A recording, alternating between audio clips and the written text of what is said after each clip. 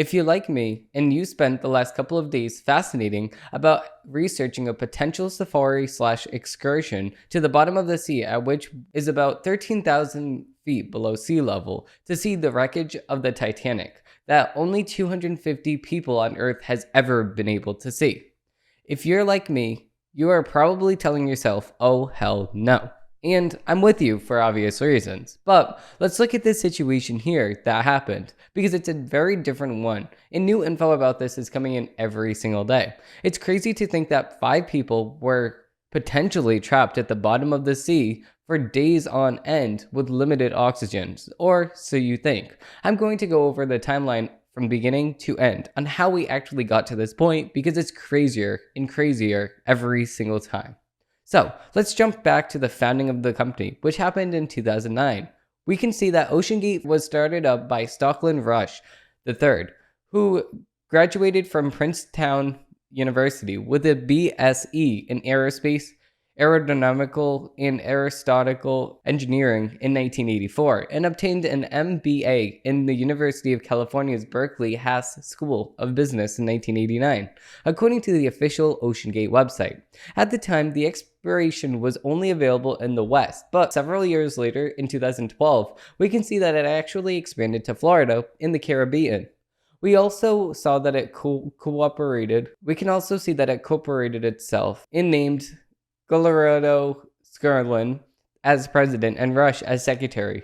Jumping to the June of 2013, the company teamed up with Nova Southeastern University to study innovative lionfish in Florida, according to USA Today. And in August, it completes a design fashionability study for a hull design for the Cyclops submersible. Moving to June of 2015, Russian Science and Technology Director Eric Monteague published a report on the Cyclops #1 with Peter Brodsky, an engineer at the University of Washington. In November of the same exact year, Mark and Sharon Hagel signed a contract and paid $10,000 deposits to OceanGate to participate in the exploration to the Titanic. Moving to June of 2016, we can see that one of the company's submersibles dives over the wreck of the Andrea Doria off Nantucket. But when was the first time the company started talking about going to the Titanic? We can actually see in the March of 2017, which would be the first manned submersible dive to the Titanic since 2005. And private citizens may join the expedition as mission specialists for $105,129 each. Then in August, OceanGate completes the assembly of the core pressure vessel, bonding 2 titanium rings to the ends of a 56-inch wide, 100-inch long carbon fiber cylinder. Moving a year ahead, we can see that in January of 2018, OceanGate completes the assembly of a core pressure vessel, bonding 2 titanium rings to the end of a 56-inch wide, 100-inch long carbon fiber cylinder. OceanGate tweets it was successful at testing the launch and the recovery platform of Cyclops 2. Then in February, the engineer team hands over the Cyclops 2 to the operations team and renames the submersible vessel the Eagles, where OceanGate asks for an additional $190,258 to pay for their planned Titan expedition. In March of the same year, we can see that a letter was sent by the trade group Marine Technology Society that goes over concerns regarding the development of the Titan submersible and its planned Titanic expedition, which leads them to canceling the expedition and move it to the following year. Then in July, a lawsuit emerges. OceanGate sues former director of marine operations David Luttridge and his wife, Carol Reed Luttridge, in Washington state, which then leads the Luttridges filing a counterclaim in the lawsuit, alleging a series of safety concerns about the Titan submersible, in which this leads to the 2 parties settling out of court, and the case gets dismissed. With this out of the way, when December comes around, Rush takes the Titan for a little swimming trip, 13,000 feet or so, he says, which would be a milestone if true.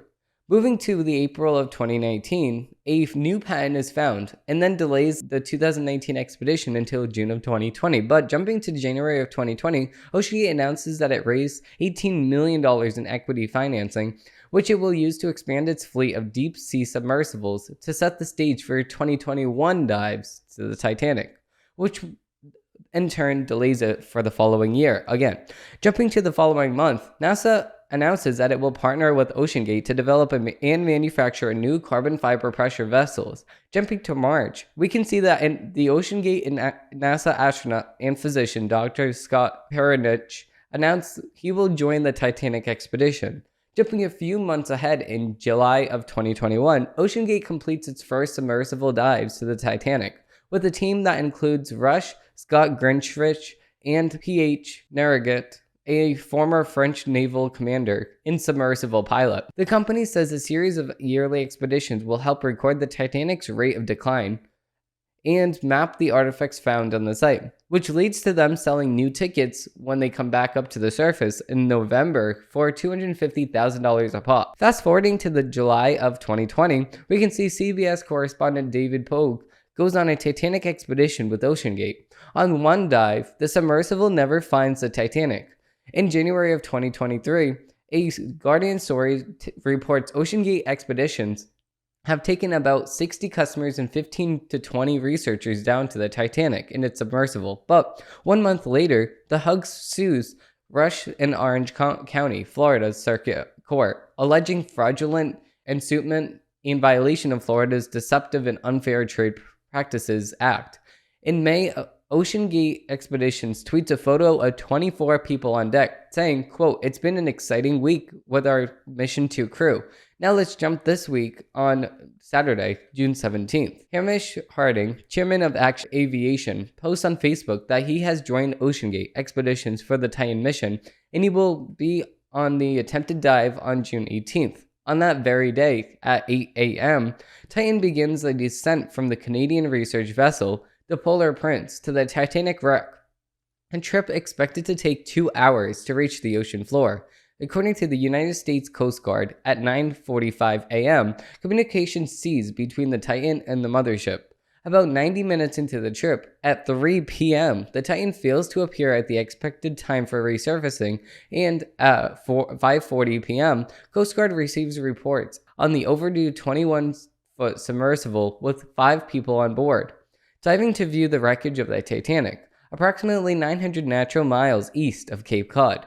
On Monday, June 19th, the Coast Guard says that one of its C-130's Hercules aircraft and crew, as well as a Canadian P-8 aircraft with underwater sonar capability, are searching for the submersible. On Tuesday, June 20th, the Canadian aircraft reports hearing, quote, underwater noises in the search area.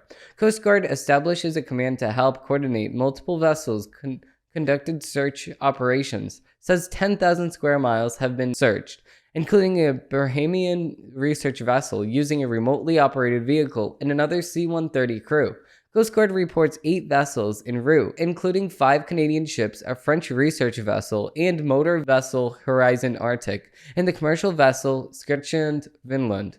On Wednesday, June 21st, Coast Guard reports a 3rd C-130 en route, as well as a Megalyn ROV. The Navy is sending experts in deep ocean salvage systems designed to lift underwater objects. On Thursday, June 22nd, at 11:45 a.m., Coast Guard announces that a debris has been found and have discovered by the ROV from the Horizon Arctic found near the Titanic, which means that, sadly, the Titan has exploded. OceanGate announces the crew of the Titanic has been lost. But we have news from that the military looked back at sounds from the ocean floor around the same exact time on Sunday, and we can see that it has caused a big sound, and it likely collapsed on itself as soon as it reached the ocean floor. So everyone would have died in milliseconds. So the bare minimum we can get from this is that we are glad that nobody was suffering for those multiple days, because that's a horrendous death. Now, what a ride. What I can say is God bless the families of the people that were on board, because I don't know what I would have done if I was in that situation. That's why I don't even have the stomach to take risks like that, but I have massive respect for the people that do. Like the astronauts that went to the moon, or the people that will go to space. There's a massive outcry from people online making fun of these people, saying, oh, they were just rich people anyway. No, it doesn't matter if they're rich people. It doesn't matter. What does matter is that they went to the bottom of the ocean and you didn't. So you're jealous of them. With that being said, let's dig into the headlines of the week.